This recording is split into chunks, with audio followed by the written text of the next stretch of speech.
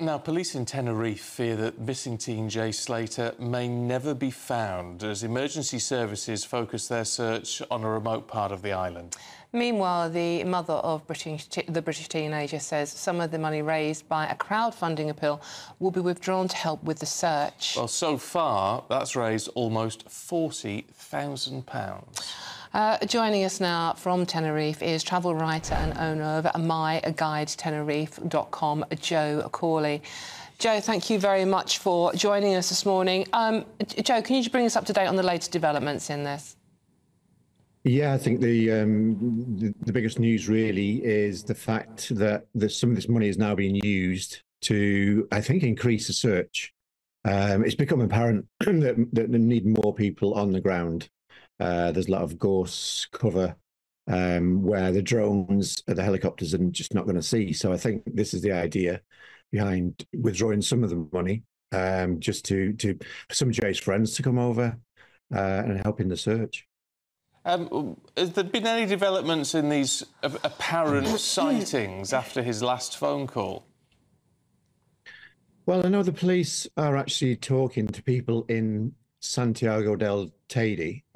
This is where the town where some of the locals reported to the mayor that they'd seen Jay watching the Euros.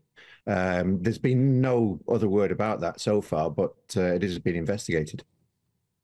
And how helpful or unhelpful are all these conspiracy theories, if that's what you want to call them, going around about what happened to Joe and the fact that he's maybe no longer on the island, or there's drugs involved, or all this weird stuff that's online at the moment? I mean, is that actually hindering the search on the ground? I think it is. Yeah, I mean, there's a lot of trolling going on, which is horrendous. I think a can of worms was opened when one or two people started questioning whether this was some kind of fake or scam, and then everybody piled in. It certainly is, and the police have said themselves, this noise behind the case, as they put it, is certainly not helping in many ways.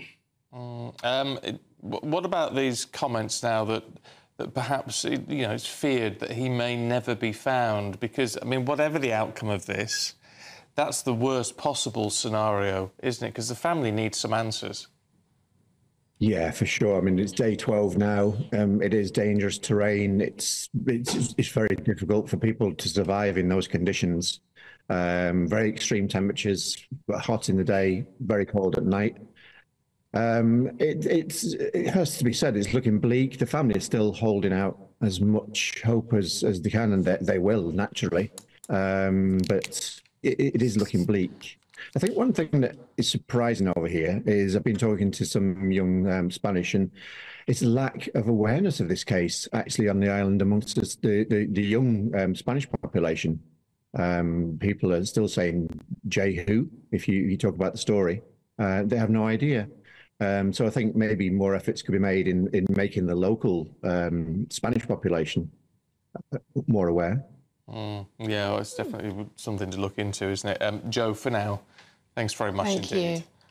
That's really interesting, considering how much coverage it's getting over here. The fact that the youngsters, who could be very helpful in this case, at the same club as Joe. It's a British team, though, isn't it? And you do wonder, over there, is it that relevant to someone goes missing on the island? I don't know how common an occurrence it is.